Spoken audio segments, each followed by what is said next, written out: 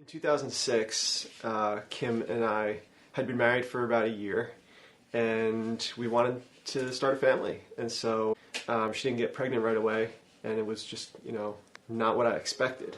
That became like my first sort of glimpse of my tendency to stress and to need control over a situation. Thankfully, about a year later, she was pregnant, and it just led to a whole lot more stress and anxiety. She started to have these symptoms that were not normal, and she knew something was wrong, and I knew something was wrong, and she'd been pregnant for a couple months, and we went to a doctor and started getting some tests, and that's when I really started to become extremely anxious and stressed about what's going on. It was probably a couple weeks, but it felt like forever before we found out that she had lupus.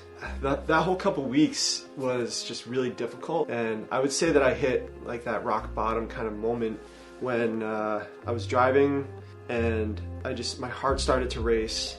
I really felt this intense anxiety just kind of pouring over me. All the what if questions were just hitting me. I was terrified, and I was really just kind of asking God, where are you right now?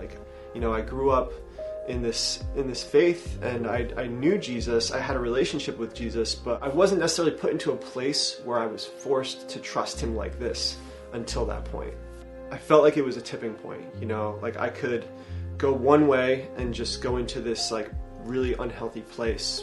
Because of my lack of control, I felt a lot of anger, felt a lot of anxiety, of course, and I really believe it was the Holy Spirit that kind of met me there and was like, you can trust me and you can walk through this with me, or you can do it your way. I think that's when the peace started to come in, and I started to really see that I can trust God and I can trust Jesus regardless of what happens. We made it through. Natalie's 11 now, and she's just amazing. But I would say that it didn't necessarily solve my problem.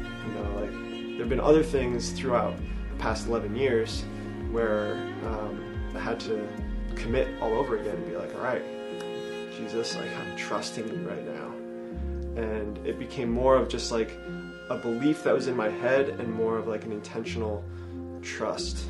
And that's when the freedom, really started to happen in my heart, when I made that jump to, do I trust him?